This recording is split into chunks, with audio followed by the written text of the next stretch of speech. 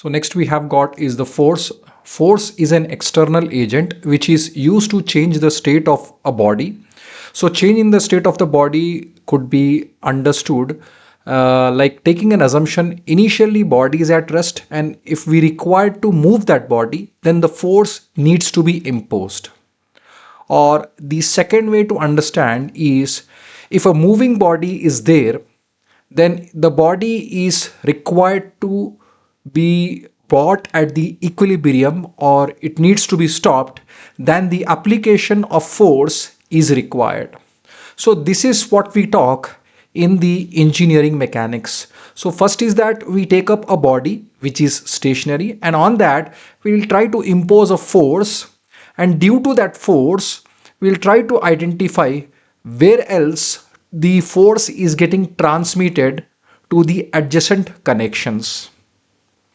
And same way, in the second part of the mechanics, when the external force is imposed on a body, either it would increase the acceleration or it would bring the body to the rest.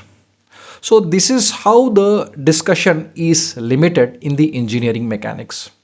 Now if we further extend this discussion, that if the force is applied on a body which is it already at the rest, and the body continues to remain in the rest only, then the body under the action of force is going to develop internal resistances. Those internal resistances are called as stress. So we will be talking about this separately in a subject called strength of materials. So now let's try to recall the points from the force. So force here, it tends to change the state of the body, and if the body is in uniform motion, then the state of the body is not going to change. Uniform motion in the sense, if the body has got the uniform velocity, then it will remain, or it will continue to move with uniform velocity only until and unless an external force has been imposed on it. So once we impose the external force on the body, then the term acceleration is going to exist. Or we can make use of second law of Newton, that is force is equal to mass into acceleration. So herein we understand about the application of force. These are the two. Here the force is applied in this way, and force is a vector quantity. The unit of force in SI system is newtons, and sometimes we also use kg force to designate it, or else it is used as pound in the British standard system, and it is designated by lb. Next is force and system of forces. So here the example of force could be either magnetic force or gravitational force or tractive force on a locomotive. Mathematically, the force is expressed as mass into acceleration.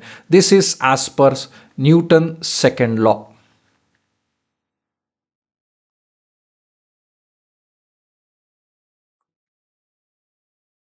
So here, if 1 kg mass is there, and the 1 kg mass is moved with a speed, with an acceleration of 1 meter per second, then the body is going to experience 1 Newton of force in the SI units.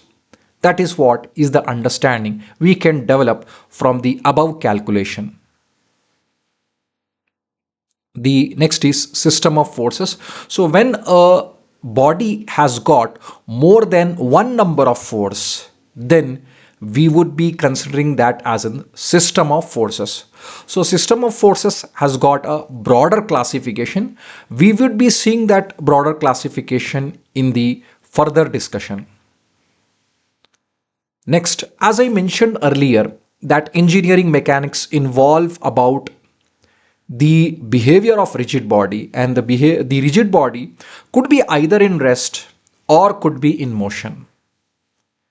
Next part of the discussion is that if the body is assumed to be in rest and an external force is imposed on it, then the body is going to experience the internal resistances. These internal resistances, we can name them as stress. And these internal resistances are also indicated by the deformation produced within the material. So here we understand if the two equal and opposite forces are acting on a body, they tend to nullify each other and the body remains in the same position, or we also refer that as in body is in static equilibrium.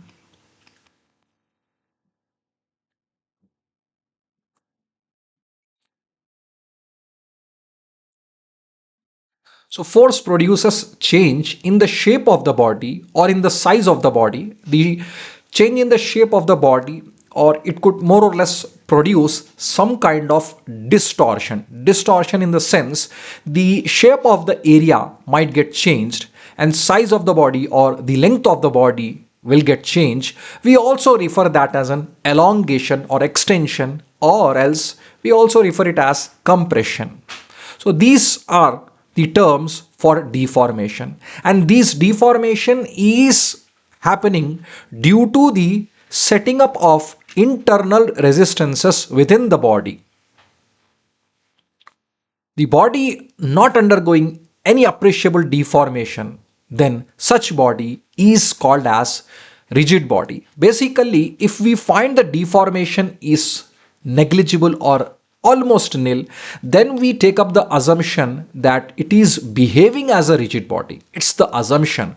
The rigid body does not exist in the reality. Based on some data, based on some calculations, if we find deformation is almost zero, then it is taken as the body is tending to behave as a rigid. So remember that the rigid body is not exist in reality. So here this is always taken as an assumption. Next we have got characteristics of force. So for defining the characteristics of force, we need four parameters. First is the magnitude, second is the direction, next is the sense. Sense here, it would be towards the body. So if it is towards the body, it could produce compression, or if it is away from the body, it could produce extension. So sense could be either tension or compression. Next is point of application, where exactly the force is applied. So these are the characteristics of the force.